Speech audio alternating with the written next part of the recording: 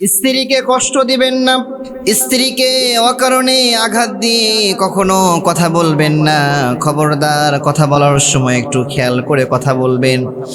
এমন কিছু কথা আছে যে কথাগুলোর কারণে স্ত্রীর মনটা ভেঙে চুরে চূর্ণ বিচূর্ণ হয়ে যায়, কিন্তু আমরা যারা স্বামীরা আছি একটা বারের জন্য খেয়াল করি না। খবরদার, যারা আমরা হাজবেন্ডরা আছি, স্ত্রীর সাথে যখন আমরা কথা বলবো কিছু বিষয় আমরা মাথায় রেখে কথা বলবো। এমন কিছু কথা আছে যে কথাগুলো বলার ফলে স্ত্রীদের মন ভেঙে চুরে চূর্ণ বিচূর্ণ হয়ে যায়। তারা এত বেশি কষ্ট পায় যে কষ্টের সীমানা বুঝানো যায় না। এজন্য খবরদার, কি কি কথাতে তারা কষ্ট পায়, কি কি কারণে তাদের মনটা ভেঙে চুরে চূর্ণ বিচূর্ণ হয়ে যায়। 1 নাম্বার, খবরদার, স্ত্রীকে কখনো বলবেন না সারাদিন বাসায় বসে বসে কি করো। কারণ ওই মেয়েটা আপনার জন্য সকালবেলার নাস্তা তৈরি করে, আবার দুপুরবেলার খাবার তৈরি করে, রাতের বেলার ডিনার তৈরি করে দেয়। আপনার বাসার সব কাজগুলো ওই মেয়েটাই করে।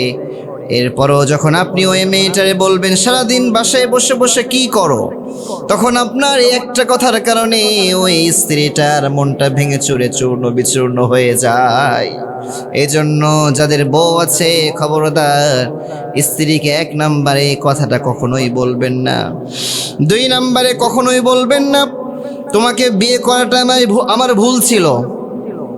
অনেক স্বামী আছে এমন, কথায় কথায় স্ত্রীকে বলে তোমারে ভুল করে আমার জীবনটা শেষ হয়ে গিয়েছে, আছে না নাই? আবার অনেক স্ত্রীও আছে বলে তোমারে বিয়ে করেই আমার জীবনটা হেল হয়ে গিয়েছে। খবরদার, স্বামী স্ত্রী পরস্পর এই কথাগুলো কাউকে বলবেন না। কারণ এইগুলো যখন কেউ কাউকে বলে একেবারে তার ব্যক্তিত্বে গিয়ে আঘাত করে, যার ফলে তার ভিতরের যে একটা মনুষ্যত্ব ছিল সেটা মুহূর্তের ভিতরে ভেঙে চুরে খান খান হয়ে যায়। 3 নম্বরে, অনেক স্বামী আছে এমন যারা দেখবেন কথায় কথায় স্ত্রীকে তালাক দেওয়ার কথা বলে, তালাকের হুমকি দেয়।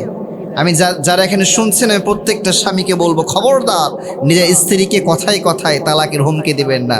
আরে ভাই, যে মেয়েটা আপনার জন্য, যে মেয়েটা আপনাকে ভালোবেসে তার নিজের ভাইকে ছাড়লো, তার নিজের বাপকে ছাড়লো, নিজের মাকে ছাড়লো, নিজের সব রক্তের আত্মীয় স্বজনকে ছাড়লো, সে মেয়েটাকে আপনি কথায় কথায় যে তালাকের হুমকি দেন, এই তালাকের কথা বললে ওই মেয়েটার ভিতরে যে কি কষ্ট লাগে এটা আপনি কল্পনাও করতে পারবেন না। এজন্য বলবো, তালাক কখনো সমাধান হতে পারে না। মাথায় রাখবেন, তালাক এটা এমন একটা জিনিস, এটা জায়েজ ঠিক আছে, তবে সব থেকে নিম্ন স্তরে জায়েজ। তালাক হলে শয়তান খুশি হয়, আর একটা সংসার যখন টিকে যায় তখন স্বয়ং আমার আল্লাহ তাআলা নিজেই খুশি হয়ে যায়। সুবহানাল্লাহ পড়ে।